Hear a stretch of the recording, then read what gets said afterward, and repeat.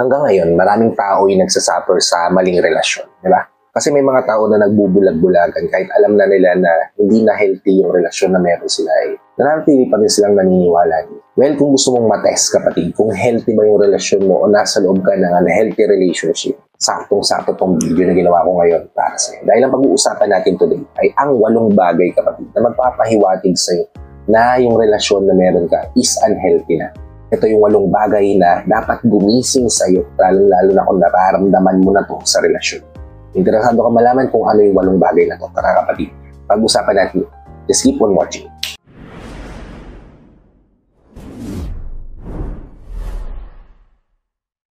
Hi, I'm Gary Opimo at gumagawa ko ng mga videos na katulad nito para matulungan ka na maging best version ng sarili mo at maibigay mo yung best self mo syempre sa taong mahal mo. Kaya kung bago pa lang dito sa channel ko, please consider liking this video. Hit the subscribe button and the notification bell para lagi kang updated sa mga videos na katulad nito. I-upload pa natin sa inaharap. At ang unang-unang bagay kapatid na magpapahiwatig sa'yo na nasa unhealthy ka na relasyon ay kapag napaka-moody ng partner mo. Yung tipong pabago-bago yung desisyon niya, pabago-bago yung nararamdaman niya, pabago-bago yung feelings niya. Yung okay naman kayo kanina, tapos bigla na lang kayo mag-aawat. Magkasundo naman kayo kanina, tapos bigla na lang kayo magkakaroon ng misunderstanding. Yung tipong konting tiwa mo lang, konting galaw mo lang, kinagagalit. Yung tipong masaya kayo kanina, tapos ngayon, nag-iiyakan na yung dalawa. Diba? Kapag ganyan yung nararamdaman nyo sa relasyon. At palagi kang nag-a-adjust sa partner mo dahil napaka-moody niya, napakabilis niyang magbago ng nararamdaman. Ibig sabihin kapatid, nasa unhealthy na relasyon. At nakaka-worry yan para sa'yo kapatid. Lalo na kung ikaw yung palaging nagbibigay daan para hindi masira yung relasyon mo. Ikaw yung palaging nagsasakripisyo kumapit para hindi mabuwag yung pagsasama. Kasi sa huli, ikaw ang iiyak ng husto kapag nawala yan sa buhay. Kaya kung nararamdaman mo ngayon pa lang na kung partner na napili mo masyadong mabilis uminit yung ulo, mabilis magalit sa mga simpleng bagay, napaka-moody na tao, then kapatid, sa warning na rin o red flag na rin yan para sa. Okay? Proceed tayo sa ikalawa, which is yung effort na binibigay nyo sa isa't isa ay hindi equal. Halimbawa, kapatid, ito yung tipo na lagi kang nagsasakripisyo katulad na nasabi ko kanina. Dahil sa sobrang moody niya, ikaw yung palagi nag-a-adjust. Diba? Doon palang imbalance na kagad, diba? Hindi na kagad balance yung pagsasama. Yung ikaw yung nag-give in na nag-give in, nagbibigay na nagbibigay, pero anong napapala mo? Ano nagiging kapalit niya? Diba? Ikaw yung nagsasakripisyo na nagsasakripisyo. Ikaw yung palaging nandyan, palaging willing maging open. Tapos yung partner mo neutral lang. Diba? Hindi gumagalaw, passive lang. Diba? Kapag ganyan yung nararamdaman mo sa relasyon, ibig sabihin kapatid, nasa unhealthy ka na relasyon. Kasi kung nasa healthy ka na relasyon kapatid, yung partner mo ang gagawa ng paraan para maging balanse ang lahat. Hindi mo kailangan mag-adjust kasi willing siya mag-adjust. At syempre, ikaw din, willing ka mag-adjust sa kanya kapag hindi niya gustong mag-adjust. Diba? Ganoon ka balanse ang maayos na relasyon.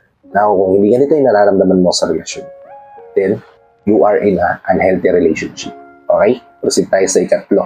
Which is, kapag lagi kang nadi-disappoint, ito na, gumagawa na siya ng mga promesa na hindi niya natutupad. Gumagawa siya ng mga pangako na wala siyang planong gawin, di ba? So, paano yung mga pinangako niya sa'yo na sasamahan ka niya hanggang dulo? Tingin mo ba matutupad pa yun? Kung ngayon pa lang nakikita mo na lahat ng sinasabi niya ay halos hindi niya nagagawa. Then kapatid, kapag ganyan yung napapansin mo sa relasyon niyo, nasa unhealthy ka na relationship. Kasi ang totoong nagmamahal kapatid, gagawa yun ng paraan para hindi ka ma-disappoint, di ba? Halimbawa, may meeting time kayo na ganitong oras. Kung mahal ka niya kapatid, darating siya ng mas maaga doon. Ikaw yung hihintayin niya, di ba? Kasi ikaw yung babae, di ba? Hindi yan magdadalawang isip na mag-effort na mauna.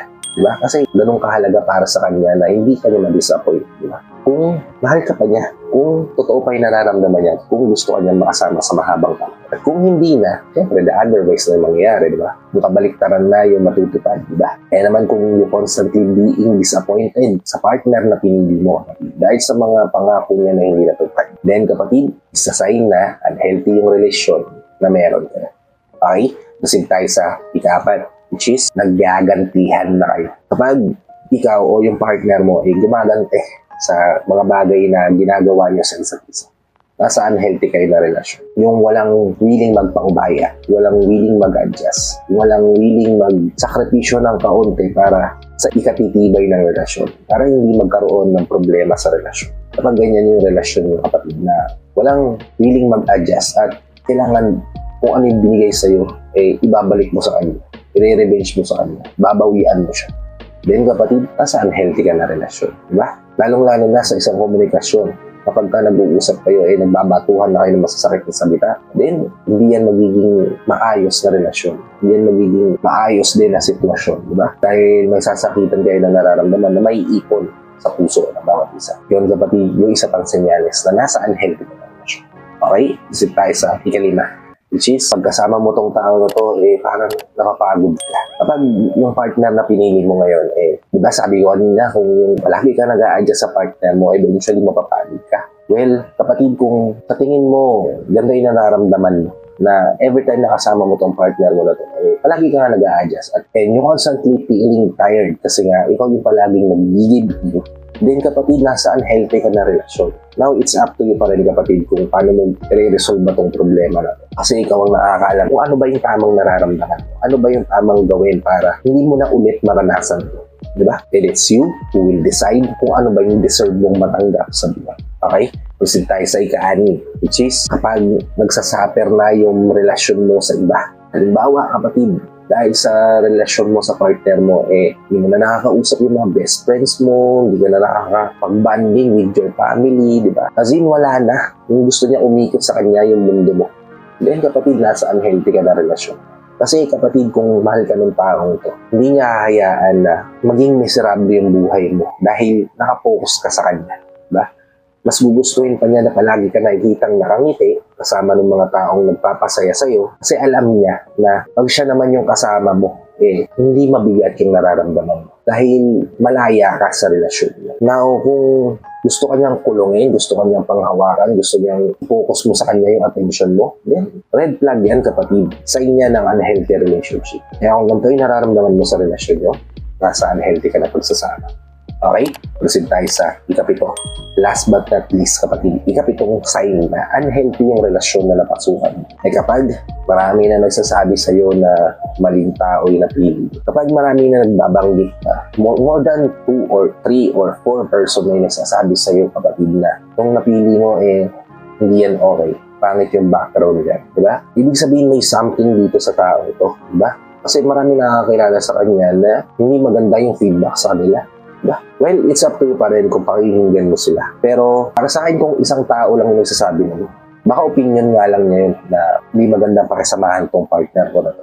Pero kung 2, 3, 4 may nagbabanggit sa akin na mali yung tao na napili ko o hindi maganda yung ganitong tao na napili ko, hindi maayos tong tao na napili ko, then baka may nakikita sila na hindi ko nakikita. Na kailangan kong i-assess, di ba? At yun kapatid, yung 7 senyales na nasa unhealthy ka na relasyon. Now, it's up to you pa rin kapatid kung paano mo i-resolve ba kung nasa ganito ka ng mga sitwasyon. Paano mo aayusin yung sarili mo kapag nasa ganito ka na sitwasyon. Dahil ikaw ang creator ng hinaharap mo. At ikaw ang makakapagpalungkot o makakapagpasaya ng buhay mo. Kasi ikaw ang magde-decide kung ano yung worth mo na matanggap. Okay? So, hope nakatulong tong video na to sa inyo. And if nakatulong nga naman, please help me share this to your loved ones. Tapos hindi natin matulungan ng video na to para nakatulong na kayo sa kanila.